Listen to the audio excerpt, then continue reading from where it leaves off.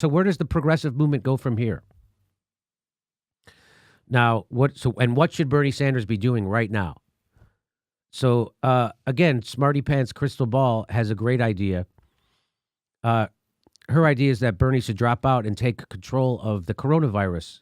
Like, instead of him holding out, well, here's what she has to say. Instead of him holding out to get like Medicare for all into the Democratic platform, which means absolutely nothing, double CK. She's saying, why don't you say I'll drop out and endorse Joe Biden if you let me be the face and the leader for the Democratic Party on coronavirus.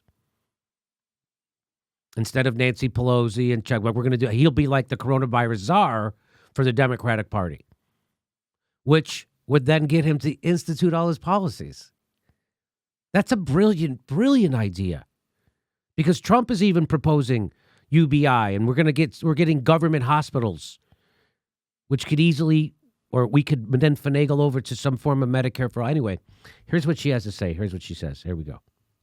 As Bernie Sanders ponders a potential exit from the Democratic primary, there's been a whole lot of speculation about what he'd use his political capital to try to push for. Perhaps the commitment to Medicare for all in the Dem Party platform, or to reduce or cancel student debt, or some faux progressive VP pick, because we all know Biden would never pick a real movement person like, say, Nina Turner. The truth is, all of this would be completely hollow. Platforms are meaningless, absent the political will to fight for them. And come on, no one's going to believe that Joe Biden is actually going to fight for Medicare for all or any of those things. No. What Bernie should push for is something much more significant, with massive and far-reaching consequences for perhaps decades to come. The American people need a hero right now to step up and push everyone to do radically more than what they've been contemplating. Bernie Sanders could, in fact, be that hero. Instead of pushing for platform changes or rhetorical bromides, Bernie should offer to drop out in exchange for leading the Dems' coronavirus response.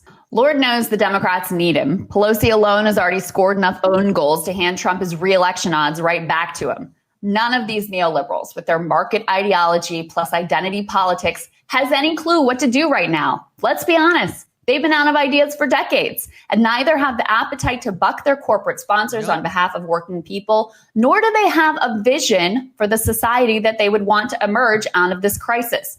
But Bernie does. Suddenly, all that talk about FDR and the New Deal has become incredibly real, and gridlock has shifted 180 into full throttle. Bernie is one of the few who actually knows where to point the ship and won't let the newly populist GOP outflank him on the left. However far they're willing to go, he is willing to go 10 times further. And that's around the order of magnitude that is actually appropriate to the task. So right now, Donald Trump and the Republicans are out-lefting Nancy Pelosi and Chuck Schumer and Joe Biden. And that means loss to Donald Trump for sure. Because Trump's numbers are going up during this, because he's proposing things like that. And as soon as people start getting checks in their pocket from Donald Trump, they're going to vote for Donald Trump. And what she's saying is that Bernie Sanders would outleft Trump instead of letting Trump outleft the Democratic Party. So that means that he'll never let that happen, because the Democrats, again, don't care about losing to Trump or his policies. They care about stopping whatever Bernie Sanders wants to do. The actions that are taken now will massively reshape America in a way that dwarfs the impact even of the 2008 financial crisis. Does the government once again favor industry over workers? Will our politicians stand by and watch as working people wither on the vine? Do we in this moment prove to our population that government can in fact be a force for good in their lives?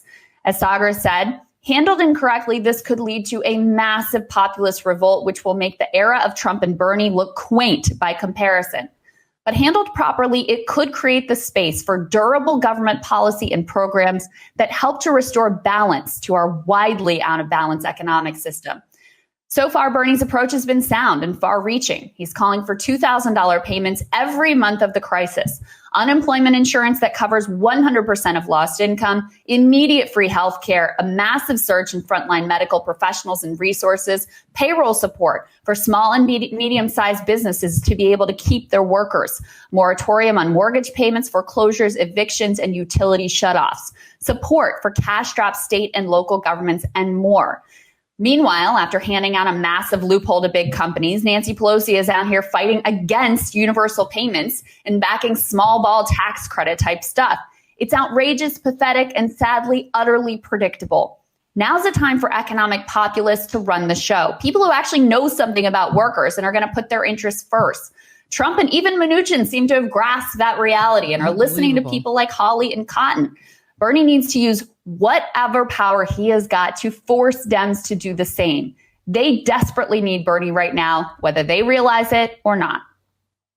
So this would be a time for Bernie to use the power that he has accrued by being the leader of this movement and say, okay, I'm going to bend the knee to Biden anyway. I'll do it for you now, but what I want is this.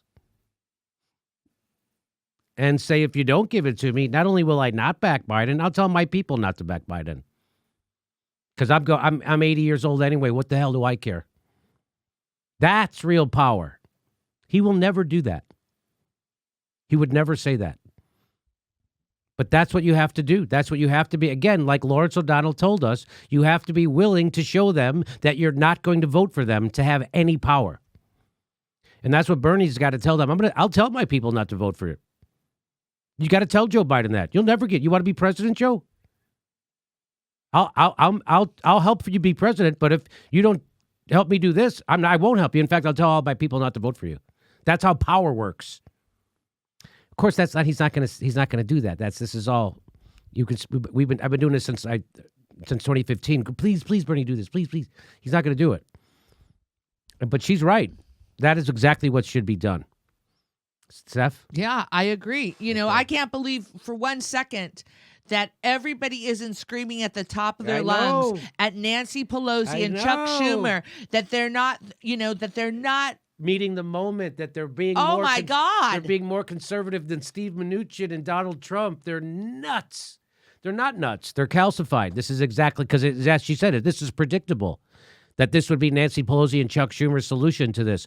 Low interest loans, tax credits, means testing. So she tweeted this out. She says, I don't care about Bernie pushing for the Democratic platform positions that are completely meaningless. And they are completely meaningless. Instead, he should agree to drop out in exchange for a leadership position on crisis response. Lord knows they need his help. Yep. So she tweets out that video I just showed you. And then party loyalists say stuff like this. I don't agree that the platform is meaningless.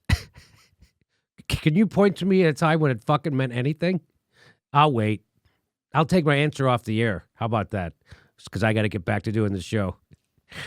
It's a document that we can use to hold the Dems accountable in the future. That's part of the deal too, exclamation point. Adorable. That kind of sentiment from a party loyalist is adorable. It is so adorable. Now who's being naive, Kay? Now who's being naive, Kay? Like a child. I tweeted out, hold the Democrats accountable. If I could write this funny, I'd be famous. The key is you got to do it with a straight face. No, the platform is what we use to hold the Democrats accountable. You see how it's funnier if you do it with a straight face?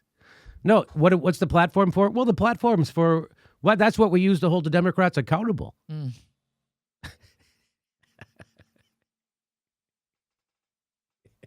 I straight-faced it as long as I could. Now, the longer you hold the joke, the funnier it is. So it's not going to be as funny as it probably should be.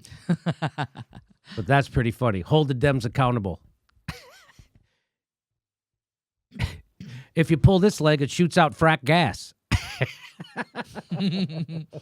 Pull this one, it plays jingle bells.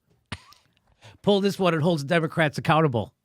You can't even get the Democrats to hold a fair fucking primary. Hold the goddamn Democrats accountable? You can't even get the Democrats to hold a fucking fair primary.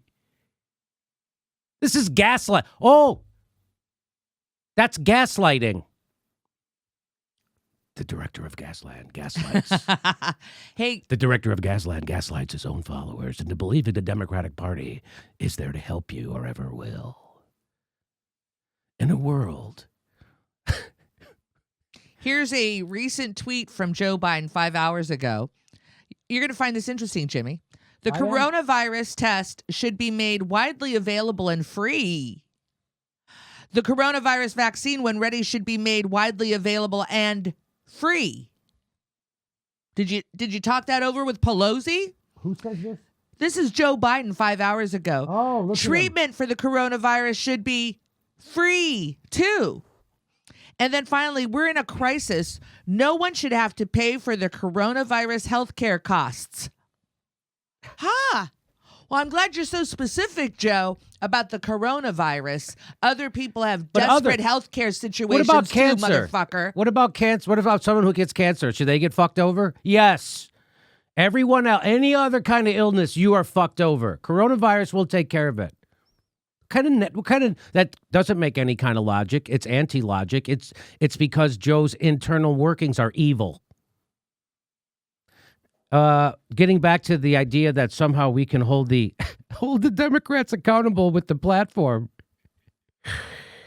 It is absolutely meaningless if there is no means for us to enforce it, meaning the platform.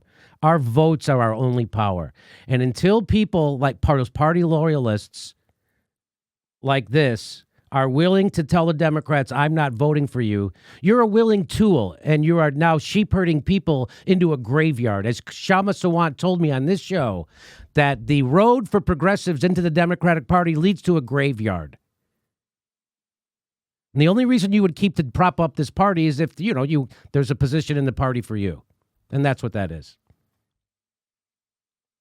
Elizabeth Warren says the 2016 election was rigged. None of you will hold the Democratic Party accountable for that. You're not going to hold them accountable for fucking shit in your stupid fucking platform. That's a bullshit ruse to keep you fucking at the hip with power so you could somehow get your slimy fingers on fucking power somewhere. That's all that is. Even she says the fucking thing was rigged. You can't hold them fucking accountable for that. That's a bullshit gaslighting tactic of people sheep-herding progressives back into the Democratic Party to say we can somehow hold them accountable because of their fucking platform. Right fucking here. Hey, this is the part where I tell you where our live shows are, but there aren't any.